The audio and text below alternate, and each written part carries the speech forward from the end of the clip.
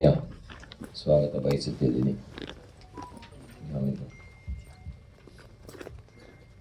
ಇಲ್ಲಿ ಸೇರಿದಂಥ ಮಾಧ್ಯಮ ವರ್ತಕರಿಗೆ ಎಲ್ಲ ರೀತಿಗಳು ಸೇರಿದರೆ ಇದು ಒಂದು ಸ್ಪೆಷಲ್.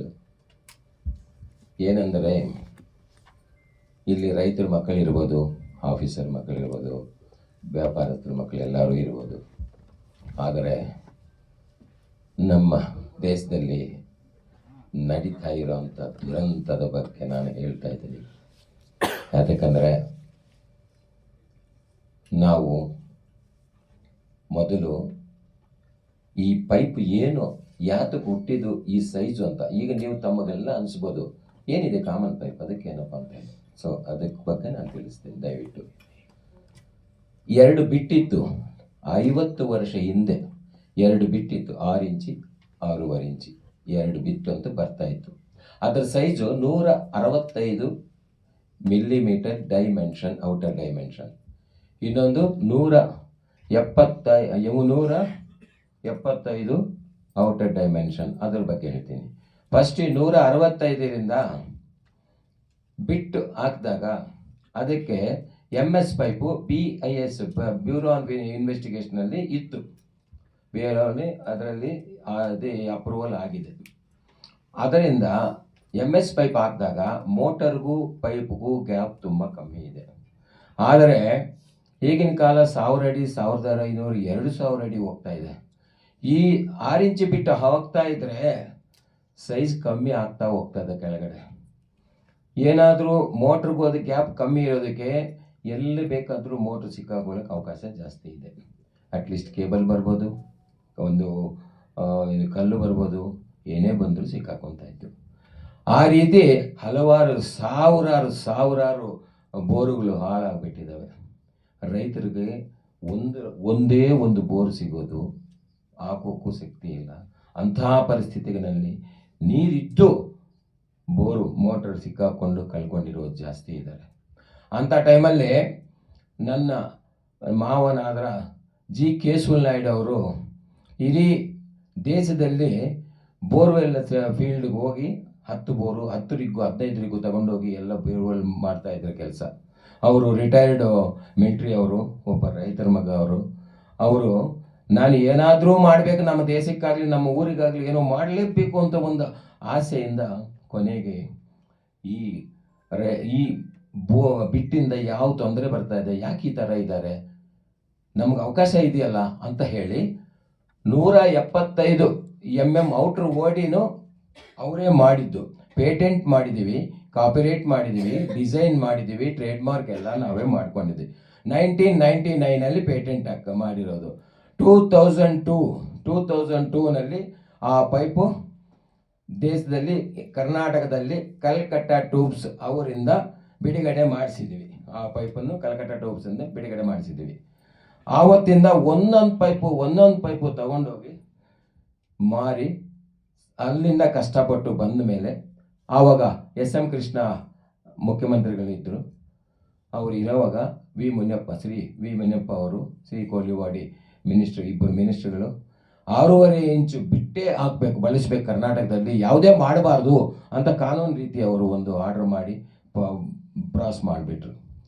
ಆವಾಗ 6 ಇಂಚು ಬಿಟ್ಟು ನಿಂತೋಗಿ 6.5 ಸ್ಟಾರ್ಟ್ ಆಯಿತು. ಸೊ 6.5 ಇಂಚು ಬಿಟ್ಟು ಸ್ಟಾರ್ಟ್ ಮಾಡಿದ್ದು ನಮ್ಮ ಮಾವನವರೇ. ಅದಕ್ಕಾಗಿ 3 ವರ್ಷ ನಮಗೂ ರಾಯಲ್ಟಿ ಕೊಟ್ಟಿದ್ದಾರೆ. ಆ ಕಾಯಲ್ ಟ್ಯೂಬ್ ಅವನು 2005ವರೆಗೂ ಕೊಟ್ಟಿದ್ದಾನೆ. 2005 ಏಪ್ರಿಲಲ್ಲಿ ನಿಲ್ಲಿಸಿಬಿಟ್ಟು BT ಕಂಪ್ನಿ ಅಂತ ಅದು ಬಂತು ಬೆಂಗಳೂರಿಗೆ ಪೈಪ್ ಹೈದರಾಬಾದಿಂದ. ನಾವು ರಾಯಲ್ಟಿ ಕೊಡ್ತೀವಿ, ಅವ್ರು ನಿಲ್ಲಿಸಿ, ಇಲ್ಲ ಅಂತ ಅವ್ರ ಹತ್ರ ರಾಯಲ್ಟಿ ಇಸ್ಕೊಳ್ಳಿ ಅಂತ ಹೇಳಿದ್ರು. ಆವಾಗ ಎಂತಾಯಿತು, ಅದನ್ನು ಸೀಸ್ ಮಾಡಿಬಿಟ್ಟು ಆವಾಗ ಮಾನ್ಯ ಮುಖ್ಯಮಂತ್ರಿಗಳಾದ ಸಿದ್ದರಾಮಯ್ಯನವರು ಡೆಪ್ಯೂಟಿ CM ಆಗಿದ್ದರು. ಆವಾಗ ನಿಲ್ಲಿಸಿದ್ರು. ಪೊಲೀಸ್ ಅವರು ಯಾರೋ ಬಂದು ಯಾಕೆ ತಗೊಂಡು ಹೋಗ್ತಾ ಇದ್ರಿ ಪೈಪು, ಏನು ಉದ್ದೇಶ ಇದು ಅಂತ ನಿಲ್ಲಿಸಿದ್ರು.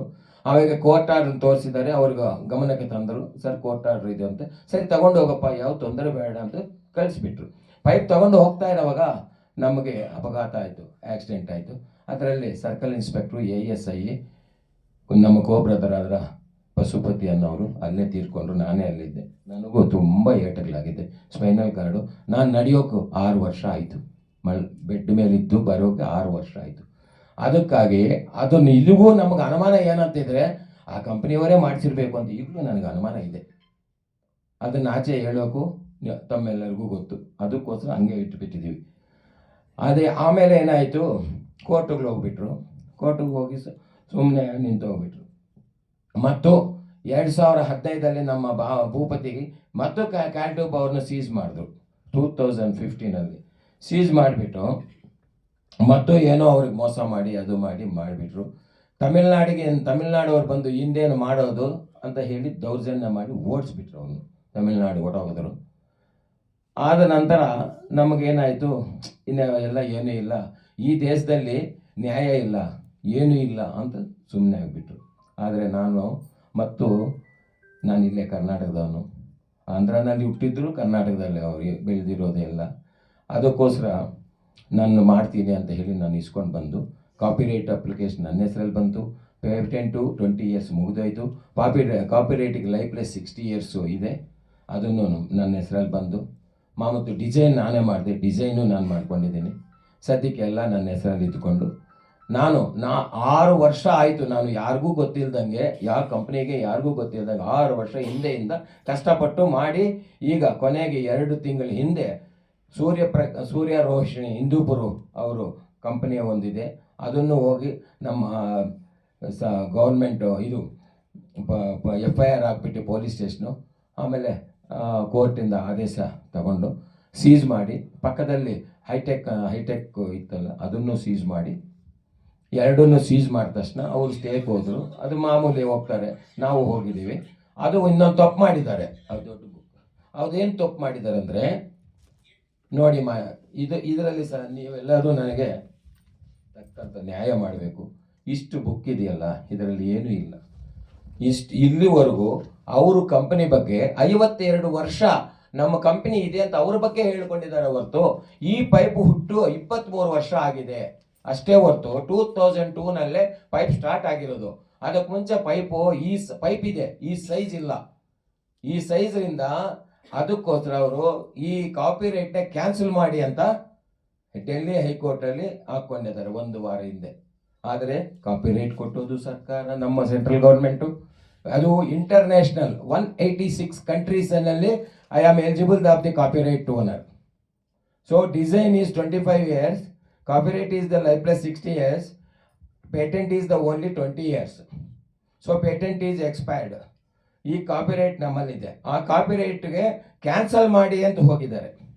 ನಾವು ಕೇಳೋದು ಏನೂ ಇಲ್ಲ. ಇವಾಗ ಅವರು ಡೀಲರ್ ಇಟ್ಟಿರ್ತಾರೆ, ಡಿಸ್ಟ್ರಿಬ್ಯೂಟರ್ ಇಟ್ಟಿರ್ತಾರೆ, ಆಮೇಲೆ ಮೀಡಿಯೇಷನ್ ಸೆಂಟ್ರಲ್ ಇರ್ತಾರೆ, ಆಮೇಲೆ ಆರ್ಗನೈಸೇಷನ್ ಇಟ್ಟಿರ್ತಾರೆ. ಇಷ್ಟು ಜನಕ್ಕೂ ದುಡ್ಡು ಕೊಡ್ತಾರೆ. ಕೊನೆಗೆ ನನಗೆ 1 kgಗೆ 50 ಪೈಸೆ 60 ಪೈಸೆ ಕೊಟ್ಟಿದ್ರೆ ನಾನು ಯಾಕೆ ತೊಂದರೆ ಕೊಡ್ತೀನಿ? ಆ 50 ಪೈಸೆ ಕೊಟ್ಟು ನನಗೆ ಮಾಡ್ಬೋದಲ್ಲ ಕೆಲಸ. ನಮ್ಮ ಹೊಟ್ಟೆ ಯಾಕೆ ಹೊಡಿಬೇಕು? ಈ ರೀತಿ ಎಲ್ಲ ಆಗಿದೆ ಸ್ವಾಮಿ. ಅದಾದ ನಂತರ ಇವಾಗ ನಮ್ಮ ಪೈಪಿಂದ ಮೋಟರ್ ಫ್ರೀಯಾಗಿ ಹೋಗಿ ಫ್ರೀಯಾಗಿ ಆಚೆ ಬರ್ತಾ ಇದೆ. ಸೊ ಜನ ಚೆನ್ನಾಗಿದ್ದಾರೆ, ರೈತರು ಚೆನ್ನಾಗಿದ್ದಾರೆ, ಇಂಡಸ್ಟ್ರಿ ಚೆನ್ನಾಗಿದೆ. ಗೌರ್ಮೆಂಟ್ ಬೋರ್ಸ್ ಹಳ್ಳಿಗಳೇ ಒಂದು ಬೋರ್ ನಿಂತೋಗಿದ್ರೆ 2 ತಿಂಗಳು 3 ತಿಂಗಳು ಸರಿ ಮಾಡೋಕ್ಕಾಗ್ದಂಗೆ ತುಂಬ ಕಷ್ಟ ಬರ್ತಾ ಇದ್ದಾರೆ ನೀರಿಗೆ ಆವಾಗ ಅವರು ಚೆನ್ನಾಗಿದ್ದಾರೆ, ದೇಶನೇ ಚೆನ್ನಾಗಿದೆ. ಅದಕ್ಕೋಸ್ಕರ ನಾನು ಮಾಧ್ಯಮದಿಂದ ತಿಳಿಸೋದೇನೆಂದರೆ, ನಮ್ಮ ಗೌರ್ಮೆಂಟು, ನಮ್ಮ ಕೇಂದ್ರ ಸರ್ಕಾರಕ್ಕೂ ನಮ್ಮ ರಾಜ್ಯ ಸರ್ಕಾರಕ್ಕೂ ಎಲ್ಲ ತಿಳಿಸ್ಬಿಟ್ಟು ಇದಕ್ಕೆ ಯಾವ ರೀತಿ ನ್ಯಾಯ ಮಾಡಬೇಕು ಆ ರೀತಿ ಮಾಡೋದು ಒಂದು ಒಳ್ಳೆಯದು. ಇದರಲ್ಲಿ ಇನ್ನೊಂದು ಏನಾಗ್ತದೆ, 20 ಅಡಿ ಉದ್ದ ನಾವು ಮಾಡಿದ್ದು ಫಸ್ಟು. ನಾವೇ ಅಲ್ಲ, ಯಾವುದೇ ಆಗಲಿ 2 ಇಂಚಿ ಪೈಪ್ ಆಗಲಿ ಯಾವುದ್ಯಾವುದು ನಿಮ್ಮ ಗಮನಕ್ಕೆ ಎಲ್ಲರಿಗೂ ಗೊತ್ತಿರ್ತದೆ, 20 ಫೀಟೇ ಇರೋದು ಲೆಂತು. ಅದು ಕಾಮನ್ ಆಗಿ, ಅದೇನು ನಾನು ಹೊಸದಾಗಿ ಹೇಳಲ್ಲ. ಅದರಲ್ಲಿ ಇವ್ರು ಏನು ಮಾಡಿದ್ದಾರೆ ಬುದ್ಧಿವಂತರು, ಈಗ ಸ್ಟೇಟ್ ಆರ್ಗನೈಸೇಷನ್ ಮಾಡ್ತಾರಲ್ಲ ಕಂಪ್ನಿಗೆ, ಅವ್ರು ಬುದ್ಧಿವಂತರು ಏನು ಮಾಡಿದ್ರೆ, ಸರ್ ಒಂದು ಕೆಲಸ ಮಾಡಿ, ಡೀಲರ್ಗೆ ಜಾಸ್ತಿ ದುಡ್ಡು ಬೇಕು, ಯಾಕಂದರೆ ಅವರು ಮಾರಬೇಕಲ್ವಾ, ನಾವೇನು ಮಾಡಬೇಕು, ಒಂದು ಅರ್ಧ ಅಡಿ ಕಮ್ಮಿ ಮಾಡಿಬಿಡ್ತೀವಿ, ಅರ್ಧ ಅಡಿ ಕಮ್ಮಿ ಮಾಡಿ ಟನ್ನೇಜ್ ಪ್ರಕಾರ ಕೊಡಿ, ನಿಮಗೆ ಟನ್ನೇಜ್ಗೆ ಲಾಭ ಅವರಿಂದ ಕೊಡಿಸ್ತೀನಿ, ನಿಮಗೆ ಲಾಸ್ ಆಗಲ್ಲ. ಯಾವುದಕ್ಕೆ ಆಗಲಿ ನಿಮಗೆ ಟನ್ನೇಜ್ ಸೇಮ್ ರೇಟ್ ಬರ್ತದೆ, ಉದ್ದ ಕಮ್ಮಿ ಆದರೆ ಅವ್ರಿಗೆ ಒಳ್ಳೆಯದು, ವೆಯ್ಟ್ ಕಮ್ಮಿ ಆಗ್ತದೆ, ಈಸಿಯಾಗಿ ಮಾಡ್ಕೊತಾರೆ ಅಂತ ಹೇಳಿ ಅವರು 54-58 ರೂಪಾಯಿ ಇವ್ರು ಕೊಟ್ಟರೆ ಡಿಸ್ಟ್ರಿಬ್ಯೂಟರ್ಸ್ಗೆ, ಅವ್ರು 1,000 ರೂಪಾಯಿ ಇಟ್ಕೊತಾರೆ. ಆಮೇಲೆ ಇವರು ಇಲ್ಲಿ ಡೀಲರ್ಸ್ಗೆ ಇನ್ನು 2 ರೂಪಾಯಿ, ಅವರು 500 ರೂಪಾಯಿ, 600 ರೂಪಾಯಿ, 1000 ರೂಪಾಯಿ ಎಷ್ಟಂದರೆ ಅಷ್ಟಕ್ಕೆ ಮಾರ್ಬಿಡ್ತಾ ಇದ್ದಾರೆ ಸ್ವಾಮಿ. ಇದಕ್ಕೆ ಅಂತಾನೇ ಇಲ್ಲ, ಎಲ್ಲ ಮಾರಿಬಿಡ್ತಾ ಇದೆ. ನಾವು 2002ನಲ್ಲಿ 22,000 ಅಗ್ರಿಮೆಂಟ್ ಮಾಡಿಕೊಂಡು ಕ್ಯಾಲ್ಟೋಬ್ ಅವ್ರ ಹತ್ರ ನೀವು ಪೈಪ್ ಮಾತ್ರ ಕೊಡಬೇಕು, ನೀವು ಎಲ್ಲಿ ಮಾರಬಾರ್ದು ಅಂತ ಕಾನೂನು ಪರವಾಗ ನಾವು ಮಾಡಿಕೊಂಡು ನಾವು ಪೈಪ್ ಮಾಡ್ತಾ ಇದ್ವು. ನಾವು ಪೈಪ್ ಮಾಡ್ತಾ ಇದ್ರೆ ನಾವು ಬರೀ 50 ರೂಪಾಯಿ ಇಟ್ಕೊಂಡು ಮಾಡ್ತಾ ಇದ್ದೀವಿ ಅಷ್ಟೇ. 50 ರೂಪಾಯಿ ರೈತರಿಗೆ ಓಡೋಗ್ತಾ ಇದೆ. ಎಷ್ಟು ಚೆನ್ನಾಗಿತ್ತು ಗೊತ್ತಾ ಸ್ವಾಮಿ, ಅಷ್ಟು ನೀಟಾಗಿದ್ದು ಅದನ್ನು ಇವರೆಲ್ಲ ಕೆಡಿಸ್ಬಿಟ್ರು ಈಗ. ಅದೊಂದು. ಇನ್ನೊಂದು ಥಿಕ್ನೆಸ್ ಅಂತ ಬರ್ತದೆ, 2.5 ಇಂಚಸ್ಸು, 2 ಇಂಚಸ್ಸು, 2.9, 1.6, 1.8 ಈ ರೀತಿ ಥಿಕ್ನೆಸ್ ಅಂತ ಹೇಳ್ತಾರೆ. ಥಿಕ್ನೆಸ್ ಅಂತ ಹೇಳಿ ಅವರು ಮೋಸ ಮಾಡ್ತಾ ಇದ್ದಾರೆ. ಇಷ್ಟು ಹೇಳೋದು 1,200 ರೂಪಾಯಿ ಒಬ್ಬ ಡೀಲರ್ ತಗೊತಾ ಇದ್ದಾರೆ ರೈತರ ಹತ್ರ. ಕೊನೆಗೆ ಅಲ್ಲಿವರೆಗೂ ಕಷ್ಟಪಡ್ತಾ ಇದ್ದಾರೆ ರೈತರು. ಅದಕ್ಕಾಗಿ ಇನ್ನೊಂದು ಹೇಳೋದೇನೆಂದರೆ, ಇದು ಮುಖ್ಯವಾದ ವಿಷಯ, ಈ ಕಂಪ್ನಿಗಳು ಇವ್ರು ಬಂದರೆ GL ರಾಧಾಕೃಷ್ಣ ಆಗಲಿ, GK2 ಕಂಪ್ನಿ ಅನ್ನೋದು ಬಂದರೆ, ನಾವು ಅವ್ರ ಪೈಪ್ ತಗೊಂಡು ಮಾರಿದ್ರೆ ನಮಗೆಲ್ಲ ಲಾಭ ನಿಂತು ಹೋಗುತ್ತೆ. ಅವ್ರು ಏನು ಮಾಡ್ತಾರೆ, ಕ್ಯಾಲ್ಟ್ಯೂಬ್ ಅವನು ಏನು ಹೇಳ್ತಾನೆ, ಕ್ಯಾಲ್ಟ್ಯೂಬ್ ಬ್ರ್ಯಾಂಡ್ ಅಂತ ಹೇಳ್ತಾನೆ. ಎಲ್ಲಿದೆ ಸ್ವಾಮಿ ಬ್ರ್ಯಾಂಡು? ಸೂರ್ಯಪ್ರಕಾಶ್ ಬ್ರ್ಯಾಂಡ್ ಅಂತಾರೆ. ಎಲ್ಲಿದೆ ಸ್ವಾಮಿ? ಎಲ್ಲರಿಗೂ JSW ಅವರೇ ರೋಲ್ ಕೊಡೋದು. JSW ರೋಲ್ ಕೊಟ್ಟರೆ ಎಲ್ಲರೂ ಪೈಪ್ ಮಾರಿಯೋರು ಒಂದೇ, ವಾರ್ನಿಷ್ ಅಂತ ಡಿಫರೆನ್ಸು. ಅದಕ್ಕಾಗಿ ನನಗೆ 2,000 ಲಾಭ, 2,000 ಟನ್ನಿಗೆ, ನನಗೆ 1,500, 1,000 ಅಂತಾನೇ ಇಲ್ಲ. ಅಷ್ಟೊಂದು ಲೂಟಿ ಮಾಡಿಬಿಡ್ತಾ ಇದ್ದಾರೆ. ಜನಕ್ಕೆಲ್ಲ ಮೋಸನೂ ಆಗ್ತಾ ಇದೆ. ಇನ್ನೊಂದು ನಾವು ಇದು ಹೈಟೆಕ್ ಅವ್ರನ್ನ ಇಬ್ಬರನ್ನು ಸೀಸ್ ಮಾಡಿದ್ರೆ, ಹೈಟೆಕ್ ಅವನು ಏನು ಮಾಡಿದ್ದಾನೆ ಅಂದರೆ, ಆಚೆ ಬಂದು, ನಾನು ಆವತ್ತು ಸೆಕೆಂಡ್ ಡೇ ಹೋಗಿದ್ದೀನಿ, ಆಚೆ ಬಂದು ಒಂದು ಪೈಪು ಒಳಗಡೆ ಬಿಲ್ ಇದ್ದು 165 NB, 150 NB ಅಂತಾರೆ, 165 ಓಡಿ. ಅದರಲ್ಲಿ ಇರೋ ಪೈಪು 173 ಇದೆ ಅದರಲ್ಲಿ. ಅಲ್ಲಿಗೆ ಏನಾಗ್ತಾರೆ, ನಮಗೆ ತಪ್ಪಿಸಬೇಕು ಅಂತ ಬಿಲ್ ಅನ್ಸೈಜ್ ಹಾಕಿ ನಮ್ಮ ಪೈಪನ್ನು ಕಳಿಸ್ತಾ ಇದ್ದಾರೆ. ಅಲ್ಲಿಗೇನು ಮಾರಾಟ ಮಾಡ್ತಾ ಇರೋದು ಅಲ್ಲಿಗೆ ಕಳ್ರೆ ತಾನೆ ಸ್ವಾಮಿ. ಇವರು ಮಾಲು ಟ್ಯೂಬ್ಸ್ ಅವ್ರನ್ನೂ ಹಿಂಗೆ ಮಾಡ್ತಾ ಇದ್ದಾರೆ. ಬಿಲ್ನಲ್ಲಿ ಈ ಸೈಜ್ ಹಾಕಲ್ಲ, ಕ್ಯಾಲ್ಟ್ಯೂಬ್ ಅವ್ರು 170 ಹಾಕ್ತಾರೆ, ಒಬ್ಬೊಬ್ರು ಒಂದೊಂದು ಸಾರಿ ರೀತಿ ಹಾಕ್ಬಿಟ್ಟು ಎಲ್ಲರೂ ಮಾಡ್ತಾ ಇದ್ದಾರೆ ಸ್ವಾಮಿ.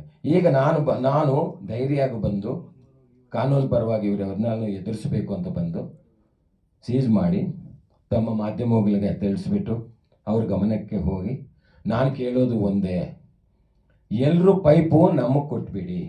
ನಾನು ರೈತರಿಗೆ ಬೇಕಾಗಿರೋ ರೇಟ್ ಕೊಡ್ತೀನಿ, ನನಗೆ ಜಾಸ್ತಿನೂ ಬೇಕಾಗಿಲ್ಲ. ಇಲ್ಲ ಅಂದರೆ ನನಗೆ ಕೊಡೋದೇ ಬೇಕಾಗಿಲ್ಲ. ನಮ್ಮ ಪರವಾಗಿ ರೈತರಿಗೆ ಡೈರೆಕ್ಟಾಗಿ ಹೋಗಲಿ. ಮೀಡಿಯಾದಲ್ಲಿ ಇಷ್ಟು ದಿನ ದುಡ್ಡಿರೋದೆಲ್ಲ ಕಮ್ಮಿ ಆಗಲಿ, ಅವ್ರ ರೇಟು ಕಮ್ಮಿ ಆಗುತ್ತೆ, ಅವ್ರಿಗೂ ಒಳ್ಳೆಯದಾಗುತ್ತೆ, ನಮ್ಮ ಸರ್ಕಾರಕ್ಕೂ ಒಳ್ಳೆಯದಾಗುತ್ತೆ, ಎಲ್ಲರಿಗೂ ನ್ಯಾಯ ಮಾಡ್ದಂಗೆ ಆಗುತ್ತೆ. ಈ ರೀತಿ ನಾನು ತಮ್ಮಲ್ಲಿ ವಿನಂತಿ ಮಾಡಿ ಎಲ್ಲ ಹೇಳ್ಕೊಳ್ತಾ ಇದ್ದೀನಿ. ಆದರೂ ನನಗೆ ಈಗ ಇನ್ನೊಂದು ಭಯ ಆಗುತ್ತೆ, ಇಷ್ಟೊಂದು ಕಂಪ್ನಿ ಸೀಸ್ ಮಾಡಿ ಹೋಗ್ತಾ ಇದ್ರೆ ಜೀವ ಬೆದರಿಕೆನೂ ಇದೆ. ಮೊದಲೇ ಈ ಥರ ಮಾಡಿರೋರು ಯಾರು ಮಾಡಿದಾರೋ ಅಂತ ಗೊತ್ತಿಲ್ಲ, ಮಾಡಿದ್ದಾರೆ. ಈಗಲೂ ಮಾಡ್ಬೋದಲ್ವಾ? ಇಷ್ಟೊಂದು ದೊಡ್ಡ ತಿಮಿಂಗಲಾಗಿದ್ದಾರೆ ಇವರೆಲ್ಲ. ಅದಕ್ಕೋಸ್ಕರ ಇವ್ರ ಮೇಲೆ ಎದುರ್ಕೊತಾ ಇದ್ದೀನಿ. ನಾನು ಯಾವ ಧೈರ್ಯದಿಂದ ಇದ್ದೀನಿ ಗೊತ್ತಾ? ಮಾಧ್ಯಮ ಧೈರ್ಯದಿಂದನೇ ನಾನಿರೋದು. ಇಡೀ ಮಾಧ್ಯಮದಿಂದ ನನಗೆ ಸೇಫ್ ಇದೆ, ನಾನು ಮನೆಯಲ್ಲಿ ಮಳ್ಕೊತೀನಿ ಅಂತ ಉದ್ದೇಶದಿಂದಾನೇ ಮಾಧ್ಯಮ ಮುಂದೆ ಬಂದಿದ್ದೀನಿ ಸ್ವಾಮಿ. ಇದು ತಾವು ಇದರಿಂದ ನಮ್ಮ ಸರ್ಕಾರ ಗಮನಕ್ಕೆ ತರಿಸ್ಬಿಟ್ಟು ಯಾವ ರೀತಿ ಇದಕ್ಕೆ ಮಾಡಬೇಕು ಅಂತ ಅವರು ಸರ್ಕಾರನೇ ಯೋಚನೆ ಮಾಡಿ ನಮಗೆ ಲೈಫ್ ಪ್ಲಸ್ 60 ಅಂದರೆ ಇನ್ನು 60 ನಮ್ಮ ಶ್ರೀ ಸನ್ಮಾನ್ಯ ಪ್ರಧಾನಮಂತ್ರಿಗಳಲ್ಲ ನರೇಂದ್ರ ಮೋದಿ ಅವರ ಸರ್ಕಾರದಿಂದ ಇನ್ನೂ 10 ವರ್ಷ ಜಾಸ್ತಿ ಮಾಡೋರೆ. ಕಾಪಿ ರೇಟ್ಗೆ 60 ವರ್ಷ ಇತ್ತು, ಈಗ 70 ವರ್ಷ ಆಗಿದೆ. ಆದರೂ ನಮ್ಗೆ ಅಷ್ಟು ಬೇಡ. ನಾನು ಹೇಳೋದೇನೆಂದರೆ, ನ್ಯಾಯವಾಗಿ ಒಂದು ಲೆವೆಲ್ಗೆ ಬಂದರೆ ನಾವು ಸಹ ಫ್ರೀಯಾಗಿ ಬಿಡ್ತೀವಿ. ಫ್ರೀಯಾಗಿ ಬಿಟ್ಟರು ಅವ್ರು ಲೂಟಿ ಮಾಡಿಬಿಡ್ತಾರಲ್ಲ, ಅದಕ್ಕೆ ನಾವು ಒಂದು ತಕ್ಕನಂಥ ಪಾಠ ಕಲಿಸ್ಬೇಕು. ಅವರೆಲ್ಲರಿಗೂ ಪಾಠ ಕಲಿಸ್ಬಿಟ್ಟು ಅವರಿಂದ ನಮ್ಮ ಜನಗಳಿಗೆ ಒಳ್ಳೆಯದು ಮಾಡೋ ರೀತಿ ನಾವು ಮಾಡಬೇಕು ಅಂತ ನಾನು ಅದಕ್ಕೋಸ್ಕರ ಮೊದಲು ನಮ್ಮ ಮಾವನವರು ಓಡಿಸ್ಬಿಟ್ಟಿದ್ದಾರೆ ತಮಿಳ್ನಾಡಿಗೆ, ಅವನು ಇಲ್ಲಿ ಬಿಟ್ಟು ನಿಲ್ಲಿಸಿಲ್ಲ. ಅದಕ್ಕೋಸ್ಕರ ನಾನು ಇಲ್ಲಿ ನಾನು ಒಂದು ಕಂಪ್ನಿ ಮಾಡಿದ್ದೀವಿ ಈಗ ಹೈದರಾಬಾದಲ್ಲಿ, ಜಗ್ಚಿರ್ಲೆನಲ್ಲಿ. ಅಲ್ಲಿಂದ ಜನವರಿ ಆದಮೇಲೆ ಹೊಸ ಫ್ಯಾಕ್ಟ್ರಿ ಎಲ್ಲ ಶುರುವಾಗಿದೆ. 40 ದಿವಸ ಕಂಪ್ಲೀಟ್ ಆಗುತ್ತೆ. ನಾನು ಪೈಪ್ ತರ್ತೀನಿ, ನಾನು ನ್ಯಾಯವಾದ ಬೆಲೆಯಲ್ಲೇ ಜನಗಳಿಗೆಲ್ಲ ಕೊಡ್ತೀನಿ. ಅಲ್ಲಿವರೆಗೂ ಇವರು ಬರಲಿ. ಆವಾಗ ನಾನು ಕೊಡ್ತಾ ಇರೋವಾಗ ಇವ್ರು ನಮ್ಮ ಜೊತೆಯಲ್ಲಿ ಬಂದರೂ ಪರವಾಗಿಲ್ಲ, ಸೀಸ್ ಮಾಡಿ ಎಲ್ಲ ಮಾಡ್ತೀನಿ. ಆಮೇಲೆ ರೇಟ್ ಕಮ್ಮಿ ಕೊಟ್ಟು ಕೊಡಲಿ, ತಪ್ಪಿಲ್ಲ. ಅವ್ರೂ ಕಮ್ಮಿ ಕೊಟ್ಟು ಜನಗಳಿಗೆಲ್ಲ ಉಪಯೋಗ ಆಗಲಿ. ಅದಕ್ಕಾಗಿ ಈಗ ನಾವು ಕರ್ನಾಟಕ, ತಮಿಳ್ನಾಡು ಎಲ್ಲನೂ ಸೀಸ್ ಮಾಡೋಕ್ಕೂ ಸರ್ಕಾರ ಇದು ಕೋರ್ಟ್ ಆರ್ಡರ್ ತೊಗೊಂಡಿದ್ದೀನಿ. ಇದು ಆದ ನಂತರ ನಾವು ಮತ್ತು ಸೀಸ್ ಮಾಡಿ ಎಲ್ಲರನ್ನೂ ಸ್ಟಾಪ್ ಮಾಡಬೇಕು ಅಂತ ಪ್ರಯತ್ನ ಮಾಡ್ತಾ ಇದ್ದೀನಿ ಸ್ವಾಮಿ.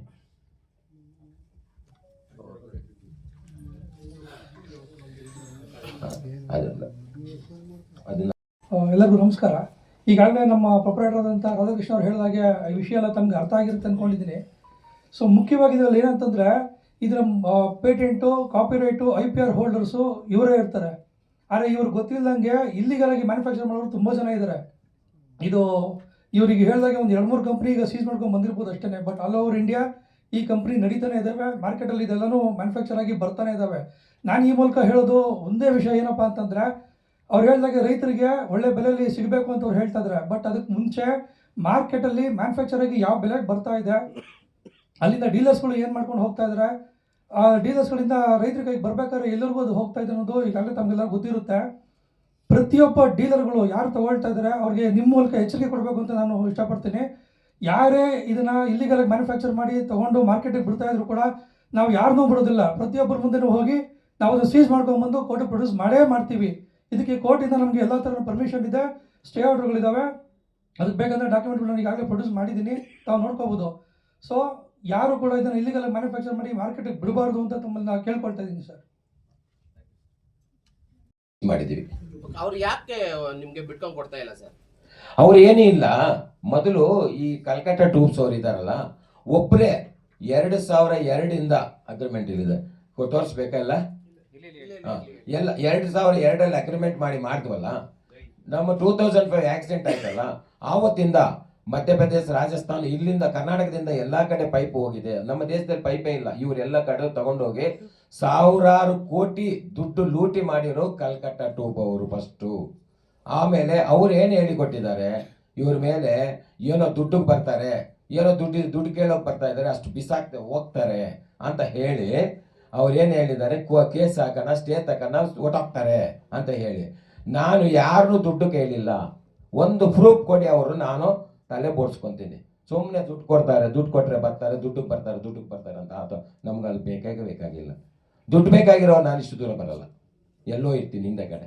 ಅದಕ್ಕೋಸ್ಕರ ಅವ್ರ ಮುಖ್ಯ ಉದ್ದೇಶ ಏನು, ನಾವು ಚೆನ್ನಾಗಿ ಅವ್ರಿಗೇನೋ ಒಂದು ಕೇಸ್ ಹಾಕ್ಬಿಟ್ಟು ಮುನ್ಸ್ಬಿಟ್ಟೆ 5-6 ವರ್ಷ ಆಗುತ್ತೆ, ನಾವು ಮಜಾ ಮಾಡೋಣ ದುಡ್ಡು. ಇಷ್ಟೇ ಸ್ವಾಮಿ ಅವ್ರ ಉದ್ದೇಶ.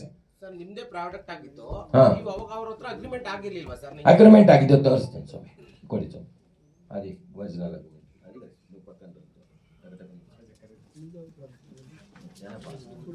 2005 Lakshmi Mittal tubes, Malur tubes, Cal tubes agreement ಆಗಿದೆ. ಇದೊಂದು, ಇದು 2002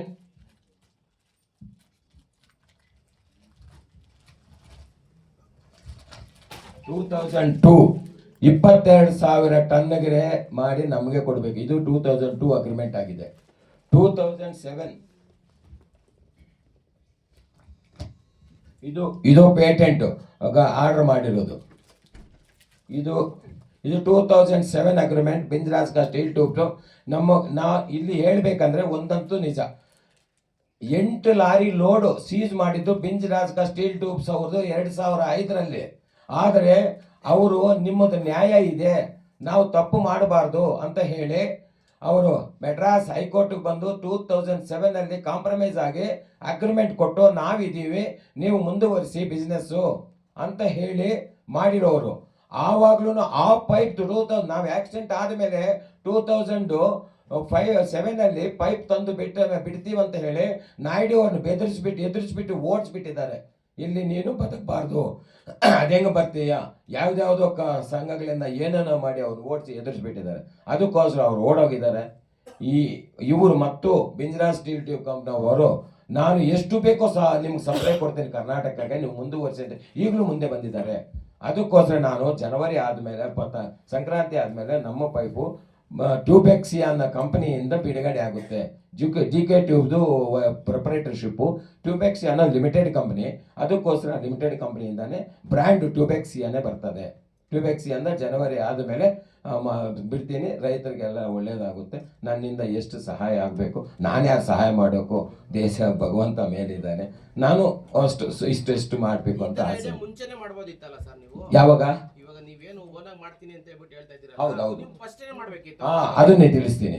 ನನಗೆ ಏನಾಗಿತ್ತಂದ್ರೆ, ನಮ್ಮ ಮಾವನವರಿದ್ದಾಗ 2 ನಂಬರ್ 175 180 ಅದನ್ನು ಕಾಪಿರೈಟ್ ಬೋರ್ಡ್ ಇತ್ತು, ಅವಾಗ ಕ್ಯಾನ್ಸಲ್ ಮಾಡಿಸಿದ್ದಾರೆ. ಕ್ಯಾನ್ಸಲ್ ಮಾಡಿದ ಮೇಲೆ ಆಮೇಲೆ ಡೆಲ್ಲಿ ಹೈಕೋರ್ಟಲ್ಲಿ ಎಕ್ಸ್ಪರ್ಟಿ ಹಾಕ್ಕೊಂಡು ಇವರಿಗೆ ಕ್ಲೋಸ್ ಕಾಪಿರೈಟ್ ಇಲ್ಲ ಅಂತ ಮಾಡಿಸಿದ್ದಾರೆ. ಆಮೇಲೆ ಡೆಲ್ಲಿ ನಮ್ಮವರು ರಿಟ್ ಪಿಟಿಷನ್ ಹಾಕ್ಕೊಂಡಿದ್ರು 2008 ಅನ್ನು ಹಾಕೊಂಡು 2014 ಅವ್ರು ತೀರ್ಕೊಂಡ ಮೇಲೆ ಮತ್ತು ಬಂದು 2020ನಲ್ಲಿ opponent is died is closed the disposal ಅಂತ ಆರ್ಡರ್ ಮಾಡಿದ್ರು. ಆ ಆರ್ಡರ್ ತಗೊಂಡು ನಾನೇನು ಮಾಡಿದೆ, ಮೆಡ್ರಾಸ್ ಹೈಕೋರ್ಟ್ಗೆ ಹೋಗಿ ಸಿವಿಲ್ ಮಿಸ್ಲೇನಿಯಸ್ ಪಿಟಿಷನ್ ಹಾಕ್ಕೊಂಡು ಅಡ್ಮಿಟ್ ಮಾಡಿ 3 ವರ್ಷ ನಾನು ಅದನ್ನು ಕಷ್ಟಪಟ್ಟು ಅದನ್ನೇನು ಮಾಡಿದ್ದೀನಿ, ಲಿಬರ್ಟಿ ಗ್ರಾಂಟ್ ಮಾಡಿಸಿದ್ದೀನಿ. 3082 days ಕಂಡೋನ್ ಡಿಲೇ ಸೆಟಸೈಡು ಅದನ್ನೆಲ್ಲ ಹಾಕಿ ನಾನು ಆರ್ಡರ್ ತಗೊಂಡು ಬಂದ ಮೇಲೆ ಅದು ಈಗ ಪ್ರೆಸೆಂಟ್ ಕಮರ್ಷಿಯಲ್ ಕೋರ್ಟ್ ಬೆಂಗಳೂರಲ್ಲಿ ಇದೆ ಸ್ವಾಮಿ. ಅವ್ರು ಯಾಕಂದರೆ ಕಾಪಿರೈಟು ಬೋರ್ಡು 2021 ತೆಗೆದುಬಿಟ್ಟಿದ್ದಾರೆ. ಅದನ್ನು ಎಲ್ಲ ಮೆಡ್ರಾಸ್ ಆಗಲಿ ಇನ್ನೂ ಬೆಂಗಳೂರು ಹೈಕೋರ್ಟ್ಗಿಲ್ಲ, ಕೆಲವು ಹೈಕೋರ್ಟ್ಗಳು ಮಾಡಿದ್ದಾರೆ, ಆರ್ಡರ್ ಮಾಡಿದ್ದಾರೆ. ಅದರಿಂದ ಕಮರ್ಷಿಯಲ್ ಕೋರ್ಟಿಗೆ ಮಾಡಿಕೊಟ್ಟಿದ್ದಾರೆ. ಆ ಕಮರ್ಷಿಯಲ್ ಕೋರ್ಟಿಗೆ ಬಂದ ತಕ್ಷಣ ಆಮೇಲೆ ನನ್ನ ಹೆಸರಲ್ಲಿ 173 171 ಅವ್ರ ಹತ್ರ ನಮ್ಮ ಭೂಪತಿಯಾದ ಕೆ ಭೂಪತಿ ಅವರ ಹತ್ರ NOC ತಗೊಂಡು 171 72 73 ಎಲ್ಲ ನಾನು ರಿಜಿಸ್ಟ್ರೇಷನ್ ಮಾಡಿದೆ. ಅದು ಮಾಡಿದ ಮೇಲೆ ಈಗ ನನಗೆ ರೈಟ್ಸ್ ಬಂದ ಮೇಲೆ ನಾನು ಬಂದಿದ್ದೀನಿ. ಅಲ್ಲಿವರೆಗೂ ನಾನು ಬರೋಕ್ಕೆ ರೈಟ್ಸ್ ಇಲ್ಲ. ಇನ್ನೊಂದು ಏನಂದರೆ, ಇದು ಸುದ್ದಿ 175 ಮಾಡಿದ್ವಲ್ಲ ನಾವು, 175 ಫ್ರೀ ಆಯಿತು. 175 ನಾಯ್ಡುದಿದೆಯಲ್ಲ, ನಾವು ಮಾಡ್ಬೋದು ಅಂತ 173 ಅಂತ ಅವರೇ ಮಾಡಿರೋದು. 173.5 173.2 ಈ ರೀತಿ ಎಲ್ಲ ಒಬ್ಬೊಬ್ರಿಗೊಬ್ಬರು ಯಾರಿಗೆ ಬೇಕೋ ಏನು ಬೇಕೋ ಎಲ್ಲ ಮಾಡ್ಕೊಂಡಿದ್ದಾರೆ ಸ್ವಾಮಿ. ಮಾಡಿಬಿಟ್ಟು ಕೊನೆಗೆ ನಾನು 170 to 190 mm ಔಟರ್ ಓಡಿ ಈಗ ನಾನು ಧೈರ್ಯಾಗ ಬಂದಿದ್ದೀನಿ. ಅದಕ್ಕೋಸ್ಕರ ಈಗ ನಾನು ಪೈಪ್ ಕೊಡಬೇಕು, ಜನಗಳೆಲ್ಲ ಒಳ್ಳೇದಾಗಬೇಕು. ಈಗಲೂ ನಾನು ಅವರ ವಿರೋಧಿ ಅಲ್ಲ. ಆ ಕಂಪನಿಗಳೆಲ್ಲ ಬಂದು ನಮ್ಮ ಹತ್ರ ಅನುಸರಿಸ್ಕೊಂಡು ಹೋದ್ರೆ ನಾವು ಸಹಕಾರ ಕೊಡೋಕೆ ಸಿದ್ಧವಾಗಿ. ಖಂಡಿತ. ಇಷ್ಟೆಲ್ಲ ಪ್ರಾಬ್ಲಮ್ ಮಾಡಿರೋರು ನಿಮ್ ಕೈ ಜೋಡಿಸಿದ್ರೆ ಮತ್ತೆ ಪ್ರಾಬ್ಲಮ್ ಆಗಲ್ಲ ಅಂತ ನಿಮ್ಗೆ ಯೋಚನೆ ಬರ್ತಾ ಇಲ್ವಾ? ಅಲ್ಲ ಸ್ವಾಮಿ, ನಾನೇನ್ ಮಾಡ್ತೀನಿ, ಅವ್ರ ಜೊತೆ ಹೋಗಿ ದುಡ್ಡು ತಗೊಳ್ಳಲ್ಲ. ನಾನು ದುಡ್ಡು ಕೊಡಿ ಮನೆಗೆ ಹೋಗ್ತೀನಿ ಅಂತ ಹೇಳಲ್ಲ. ನಾನೇನು ಹೇಳ್ತೀನಿ, ನೀನು ಪೈಪ್ ನಾನು ಕೊಟ್ಬಿಡು, ಪೈಪ್ ನಾನು ಮಾಡ್ತೀನಿ, ನಿನಗೆ ಕ್ಯಾಶ್ ಕೊಡೋಕೆ ನಾನು ರೆಡಿ ಇದ್ದೀನಿ. ಒಂದು ದಿವಸ 5 ಕೋಟಿ 10 ಕೋಟಿ ಆದರೆ ನಾನು ಕ್ಯಾಶ್ ಕೊಡ್ತೀನಿ, ಕೊಡಿ. ಏನು ರೇಟ್ ಅಂದರೆ ಇವತ್ತು ಅದನ್ನು ನಿಮ್ಗೆ ತಿಳಿಸ್ಬಿಡ್ತೀನಿ. ಇವತ್ತು ರೋಲು 45,600 ರೂಪಾಯಿ ಇದೆ. ಪ್ರೊಸೆಸಿಂಗ್ ಚಾರ್ಜಸ್ 3,500 ಆಗುತ್ತೆ. 43 46 ರೂಪಾಯಿ ಆಗುತ್ತೆ. 47 ರೂಪಾಯಿ ಆದಮೇಲೆ ಮತ್ತೆ ನೆಕ್ಸ್ಟ್ ಏನಾಗುತ್ತೆ ಅಂದರೆ ಟ್ರಾನ್ಸ್ಪೋರ್ಟು ಒಂದು 2,000 48. ಯಾಕೆ ಸ್ವಾಮಿ 58 59 ಮಾಡ್ತಾ ಇದ್ದಾರೆ ಈಗ? ಡಿಸ್ಟ್ರಿಬ್ಯೂಟರ್ಗೆ ಅಷ್ಟು ಮಾಡ್ತಾ ಇದ್ದಾರೆ. ನೀವು ಲೆಕ್ಕ ಹೇಳಿ, ರೋಲ್ ಬರೋದಷ್ಟೇ, ಪ್ರೊಸೆಸಿಂಗ್ ಚಾರ್ಜ್ ಬರೋದಷ್ಟೇ, ಟ್ರಾನ್ಸ್ಪೋರ್ಟು ಯಾಕೆ ಇಷ್ಟು ರೇಟ್ ತೊಗೊಳ್ತಾ ಇದ್ದಾರೆ? 60 50 ಇಲ್ದ್ರಲ್ಲಿ ನೋಡಿ 58 ಚಿಲ್ಲರೆ, ಈಗ 60. ಏನಾದರೂ ಹೇಳಿದ್ರೆ GST ರೇಟ್ ಜಾಸ್ತಿ. GST ಸಂಬಂಧನೇ ಇಲ್ಲ. ಅದು ಆಚೆ ಬಂದ ಮೇಲೆ GST ಹಾಕ್ತಾರೆ, ರೈತರ ಮೇಲೆ ಹೋಗ್ತದೆ. ಯಾವ ಕಸ್ಟಮರ್ಸ್ ಇರ್ತಾರೆ, ಕಸ್ಟಮರ್ಸ್ ಹೋಗ್ತಾರೆ. ಅದಕ್ಕೆ ಇದಕ್ಕೆ ಏನು ಸಂಬಂಧ ಇದೆ ಸ್ವಾಮಿ? ನಾನು ಕೇಳೋದು ಇಷ್ಟೇ, ನನಗೆ 1 ಕೋಟಿ 2 ಕೋಟಿ ಕೊಟ್ಟರೆ ನಾನು ತಗೊಳ್ಳಲ್ಲ, ನನಗೆ ಬೇಕಾಗಿಲ್ಲ. ಫ್ಯಾಕ್ಟ್ರಿ ಮುಚ್ಚಿಬಿಡು, ಇನ್ನು ನನ್ನ ಜೊತೆಲಿ ಕೈ ಜೋಡಿಸಿ ನೀನು ಪೈಪ್ ಕೊಡಿ, ನ್ಯಾಯವಾದ ರೇಟ್ ಕೊಡಿ, ಈಗ ಇರೋದು ರೇಟ್ ಇಳಿಸಿಬಿಡಿ ಸರ್. ಮತ್ತು ಇನ್ನು ಯಾರಾದರೂ ಏನಾದರೂ ಡೌಟ್ ಕೇಳ್ಬೋದು, ನಾನು ಉತ್ತರ ಕೊಡ್ತೀನಿ.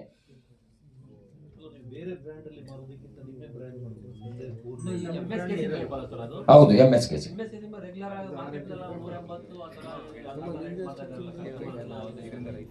ಎಲ್ಲಿ ಇಲ್ಲ, ಫೀಟ್ ಅಲ್ಲ, 1 ಮೀಟರ್ ಬರೋದಲ್ಲ ರೇಟು. ಇವಾಗ ಬೋರ್ ಹಾಕ್ತಾರಲ್ಲ, ಬೋರ್ ಹಾಕೋರು ಮೀಟ್ರ್ ಇಷ್ಟು ಅಂತ.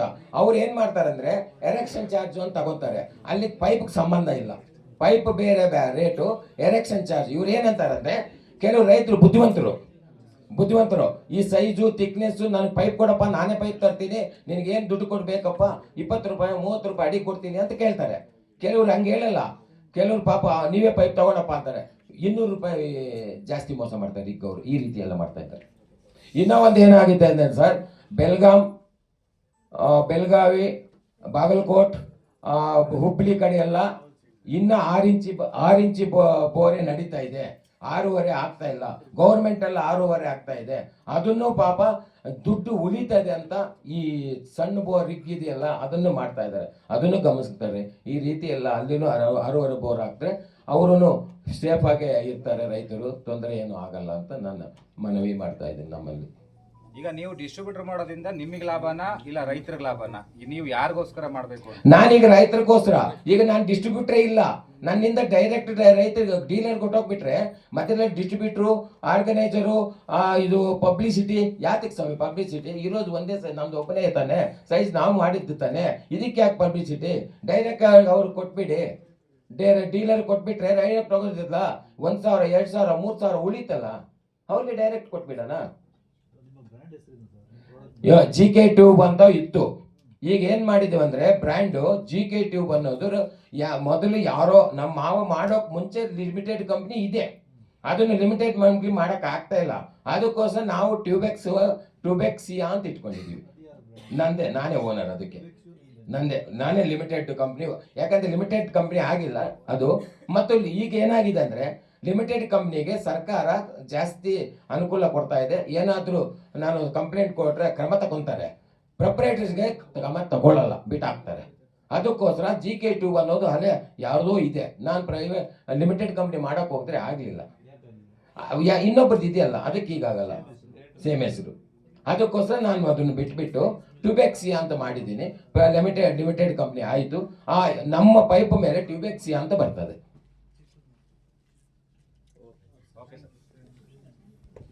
Okay sir, very okay, thank you ಮಾ ಎಲ್ಲರಿಗೂ.